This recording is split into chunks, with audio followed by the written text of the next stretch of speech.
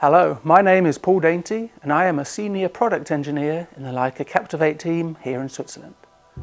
Today I want to introduce you to our latest Captivate release, version 8.50. In this video I will be looking at 5 features across the software and how each of them can impact your work. A new tool for easy access to regional configuration files, snapping to corner, end and center points in CAD and IFC files, as well as improving zooming in the 3D viewer. Changing lines on the fly in stake to line and measure to line apps, and adding the popular tilt strength meter into GNSS mode. I will start with the regional configuration tool. With Captivate version 8.10, we introduce support of our new cloud service, Hexagon GeoCloud Drive. Now with 8.50, we are further utilizing the power of that service to deliver free online access to locally important content. Your regional sales representatives are now able to publish local content such as state or country coordinate systems, geoid models, configurations, code lists, style sheets or sample data. This content is then available for you via our new regional configuration tool. It doesn't matter if you are a cartographer in Canada, a geodesist in Japan, or a surveyor in Switzerland. Simply select the country you're interested in, view the content specific to your region, and then download whatever you need. Here, I am downloading a sample IFC file of this showroom in Heerbrugg, Switzerland. Next, I want to show you 2 new features within the 3D viewer: snapping and improved zooming. With Captivate version 8.50, we are introducing a new selection option to increase the ease and efficiency of working with CAD and IFC files. As you can see, with this sample IFC file, there are numerous objects with which we can interact. However, it is quite likely that what we really need to interact with are a few points that define an object, such as the corner of a wall or window.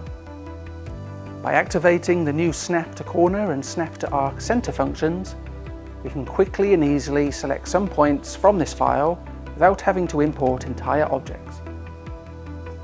We can then just press and hold on the screen to enter the context menu, allowing us to choose exactly what we want to do with these points, such as using them in COGO computations, or choosing to stake them out, exactly as I am doing here. Additionally, any points created using this method retain the same metadata that Captivate normally stores when importing CAD and IFC data, including the IFC object's GUID, as seen here. Even with snapping, some objects in a 3D viewer are so small and close together it can be hard to understand them at first glance. This is where our increased zoom level helps. As with Captivate version 8.50, we are enabling you to get closer to your data than we ever have before. Now let's look at a new way to switch the line in use on the fly within the stake to line and measure to line apps. As we enter into one of these apps, we are prompted to define our line to use and then enter into the measurement screen, where we can start measuring and comparing our current position to the selected line.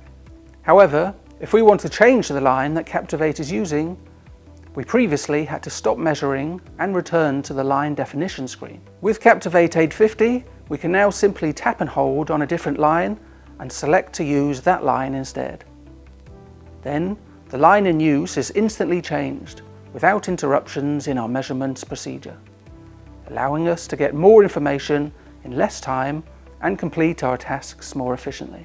Next, we can move outside and switch into GS mode as we start to work with the GS18i to demonstrate this video's final new feature, the tilt strength meter.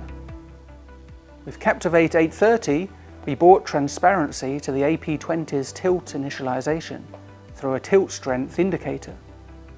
Now, with Captivate 8.50, we are doing the same for GNSS tilt rovers, such as this GS18i, by bringing in this popular feature into GS mode. As we move our GS18 around, we can directly see the impact that our movements have on the strength of the initialization. Not only does this provide feedback on how different movements have a different impact, it also allows you to spot when the GS has been stationary for too long, so that you can react and move it again. With this all said, I would like to bring this video to a close, and also remind you that for a full explanation of all these features and a few others, you can speak to your local Leica Geosystems representative, or check out the version 8.50 release notes now available on my world.